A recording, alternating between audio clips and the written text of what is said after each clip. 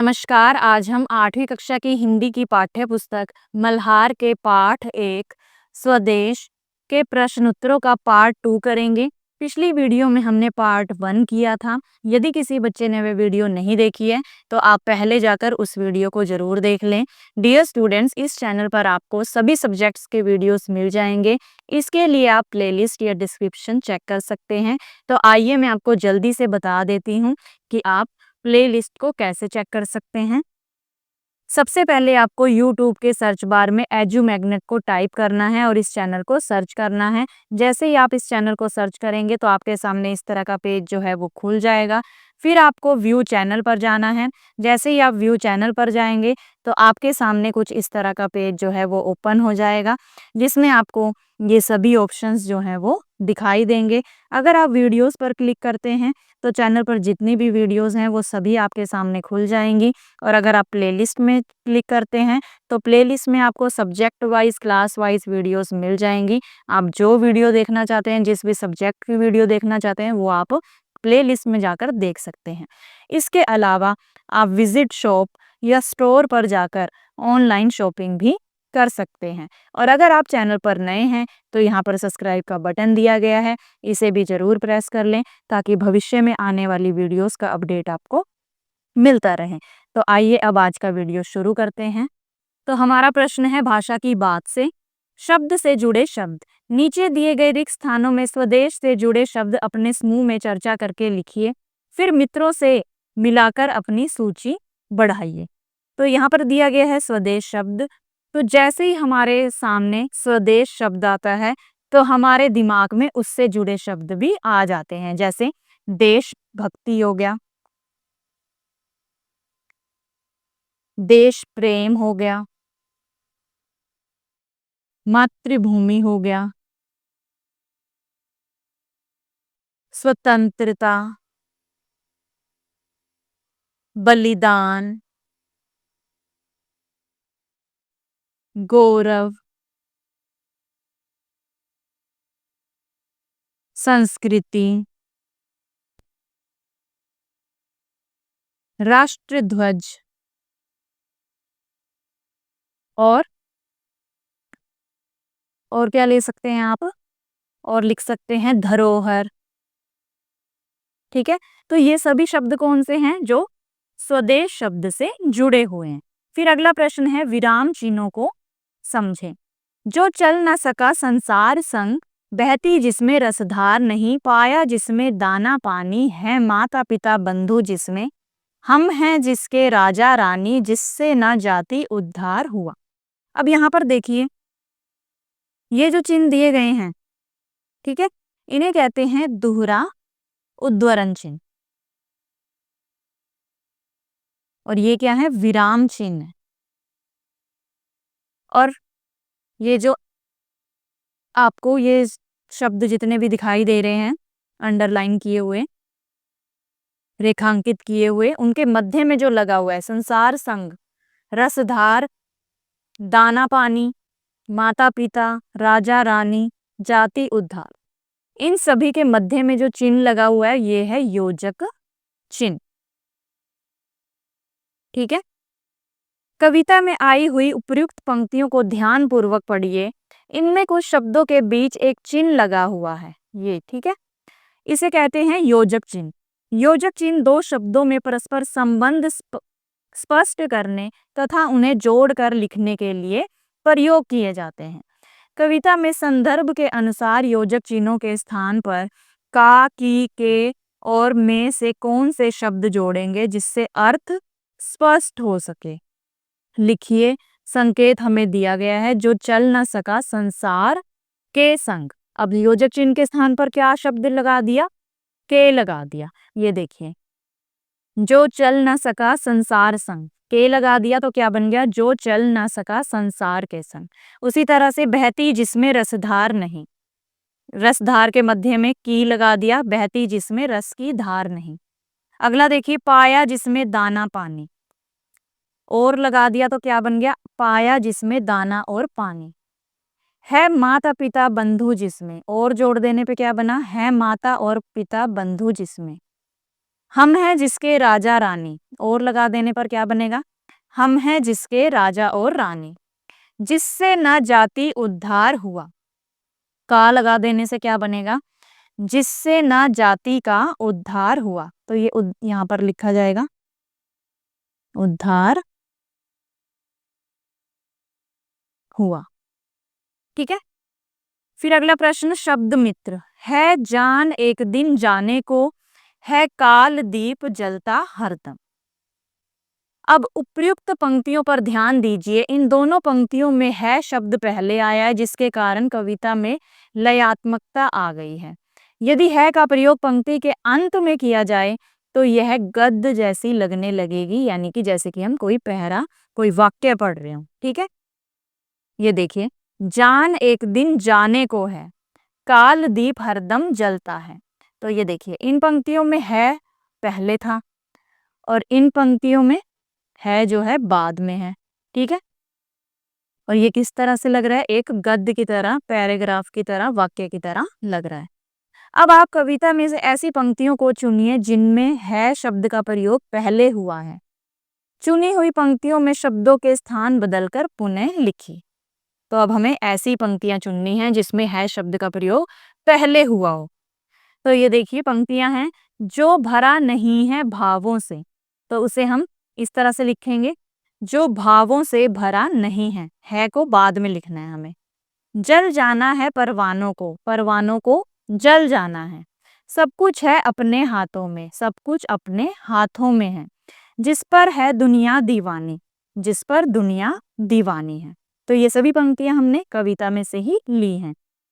फिर अगला प्रश्न, अब नीचे दी गई पंक्तियों में है शब्द का प्रयोग पहले करके पंक्तियों को पुनः लिखिए और देखिए कि इससे पंक्तियों के सौंदर्य में क्या परिवर्तन आया है। अपने साथियों से चर्चा कीजिए। तो ये पंक्तियां हैं, जिस पर ज्ञानी भी मरते हैं, जिस पर है दुनिया दीवानी। तो कैसे लिखेंगे? है और है को पहले लिखेंगे। हैं जिस पर ज्ञानी भी मरते, है जिस पर दुनिया दीवानी। अब इससे क्या अंतर आया कि पंक्तियों में है और हैं पहले रखने से कविता में लय, गति और प्रभावशीलता बढ़ जाती है, जबकि गद्य रूप में यह सामान्य और कम प्रभावशाली लगती है। कि जब हम इस तरह से पंक्तियों को लिखते हैं, है और हैं पहले, तो उससे क्या होता है? कविता में लय, गति और प्रभावशीलता बढ़ जाती है। और जब इस तरह से लिखा जाता है, यह कैसी लगती है? सामान्य और कम प्रभावशाली लगती है। अब अगला प्रश्न देखिए, समानार्थी शब्द। कविता से चुनकर कुछ शब्द निम्न तालिका में दिए गए हैं। दिए गए शब्दों से इनके समानार्थी शब्द ढूंढकर तालिका में दिए गए रिक्त स्थानों में लिखिए। तो ये देखिए, ये हमें कुछ शब्द दिए गए हैं और इनके समानार्थी शब्द यहाँ पर हमें दिए गए हैं। तो हमें इसी में से छांटकर यहाँ कॉलम में इन्हें लिखना है। तो जैसे भू, भू को क्या कहते हैं? एक तो हो गया पृथ्वी और दूसरा हो गया धरा। तो यहाँ पर लिख देंगे धरा, पृथ्वी। दूसरा क्या है? दीप। दीप को क्या कहते हैं? एक हो गया दीपक और दूसरा हो गया प्रदीप। तो यहाँ लिख देंगे हृदय। हृदय एक तो हो गया दिल और दूसरा जी, दिल जी। तलवार, अगला तलवार है तो तलवार का समानार्थी हो गया, एक तो हो गया अस्सी और दूसरा हो गया कृपाण। ठीक है। तो यहाँ पर लिख देंगे अस्सी, कृपाण। तो अगला है दुनिया। दुनिया का हो गया एक तो जग और दूसरा संसार, जग, संसार। पत्थर का हो गया पाहन, पाषाण, पाहन, पाषाण। अब अगला प्रश्न, कविता का शीर्षक। वह हृदय नहीं है, पत्थर है, जिसमें स्वदेश का प्यार नहीं। इस कविता का शीर्षक है स्वदेश। कई बार कवि कविता की किसी पंक्ति को ही कविता का शीर्षक बनाते हैं। यदि आपको भी इस कविता की किसी एक पंक्ति को चुनकर नया शीर्षक देना हो तो आप कौन सी पंक्ति चुनेंगे और क्यों? तो आपको कोई ऐसी पंक्ति चुननी है जो आपको सबसे अच्छी लगी है और उसे ही अपने शीर्षक के रूप में चुनना है और कारण बताना है कि आपने ये पंक्ति क्यों चुनी। मैं पंक्ति चुनूंगा, है काल दीप जलता हरदम जल जाना है परवानों को। और कारण क्या है? यह पंक्ति न केवल कविता की गहराई को दर्शाती है बल्कि देशभक्ति के लिए आत्म बलिदान की भावना को भी उजागर करती है। यह पंक्ति प्रतीकात्मक भी है और पाठक के मन में प्रेरणा, जोश और त्याग की भावना जगाती है। यह शीर्षक पूरे काव्य भाव को समेट लेती है, इसलिए मैंने ये पंक्ति चुनी। फिर अगला प्रश्न है पाठ से आगे आपकी बात। नीचे कुछ चित्र दिए गए हैं, उन चित्रों पर सही का चिन्ह लगाइए जिन्हें आप स्वदेश प्रेम की श्रेणी में रखना चाहेंगे। तो ये चित्र हैं, इन्हें ध्यान से देखते हुए उन पर टिक लगाना है, सही का चिन्ह लगाना है जो आपको लगता है कि ये स्वदेश प्रेम की श्रेणी में रखे जा सकते हैं। तो पहले चित्र में देखिए, इसमें ये लड़की जो है वो पौधों को पानी दे रही है और पौधों को पानी देने के लिए इसका प्रयोग कर रही है, बर्तन का। ठीक है, तो पानी की भी इससे बचत हो रही है और पौधे जो हैं पर्यावरण के बहुत ही आवश्यक हैं। तो इस चित्र को हम स्वदेश प्रेम की श्रेणी के अंतर्गत रखेंगे, तो इस पर आप टिक का चिन्ह लगाएंगे। फिर अगला चित्र देखिए, इसमें ये ट्रेन का चित्र है। ठीक है, और यात्री बैठे हुए हैं और यात्रियों ने जो भी खाना पीना खाया, जो भी उनका सामान था फालतू का, उन्होंने वो यही जमीन पर गिरा दिया। ठीक है, तो ये क्या है? गलत चीज है। ठीक है, तो ये स्वदेश प्रेम की श्रेणी के अंतर्गत नहीं आएगा, तो यहाँ पर क्रॉस लगाएंगे। फिर अगला चित्र देखिए, यहाँ पर बच्चे जो हैं खेल खेल रहे हैं और दर्शक उन्हें देख रहे हैं, और खेल हमारे देश के लिए बहुत ही जरूरी होते हैं। ठीक है, इससे हमारे देश का सम्मान भी बढ़ता है, गौरव बढ़ता है। ठीक है, और हमारा देश जो है वो उन्नति करता है, तो ये भी स्वदेश प्रेम की श्रेणी में आएगा, तो यहाँ पर टिक लगाएंगे। और अगला चित्र देखिए, ये घर में आग लगी हुई है और ये सभी लोग जो हैं उस आग को बुझाने के लिए काम पे लगे हैं। ठीक है, पानी लेकर जा रहे हैं बाल्टियों में भर के, और ये देखिए ये व्यक्ति जो है अपाहिज है फिर भी ये मदद कर रहा है, तो ये भी स्वदेश प्रेम की श्रेणी में आएगा। फिर अगला चित्र देखिए, यहाँ पर ये बच्ची जो है ये सैनिक को सम्मानित कर रही है, और सैनिक जो हैं वो हमारे देश की रक्षा करते हैं, हमेशा सीमा पर तैनात रहते हैं हमारी रक्षा के लिए, देश की सुरक्षा के लिए, तो ये भी सही है। फिर अगला चित्र देखिए, यहाँ पर बच्चे जो हैं वो साफ सफाई कर रहे हैं, देश को स्वच्छ रख रहे हैं। ठीक है, तो ये स्वदेश प्रेम की श्रेणी में आएगा। और अगले चित्र में ये किसान जो है खेत जोत रहा है। ठीक है, अब खेत को जोतेंगे तो फसलें बोई जाएंगी, फसलें बोएंगे तो वो अन्न जो है वो देश के काम आएगा। ठीक है, तो ये भी स्वदेश प्रेम की श्रेणी में आएगा। अगला चित्र, इस चित्र में ये लड़की जो है इस माता जी की मदद कर रही है उन्हें सड़क पार कराने में, तो ये भी स्वदेश प्रेम की श्रेणी में आएगा, जो कि अच्छी बात है। ठीक है, और इस चित्र में देखिए ये दो बच्चे इस बुजुर्ग से बातें कर रहे हैं, उन्हें अपना समय दे रहे हैं, क्योंकि आजकल कोई भी बुजुर्गों से बात करना पसंद ही नहीं करता, आजकल का समय ही ऐसा आ गया है ना। तो ये चित्र भी स्वदेश प्रेम की श्रेणी के अंतर्गत आएगा।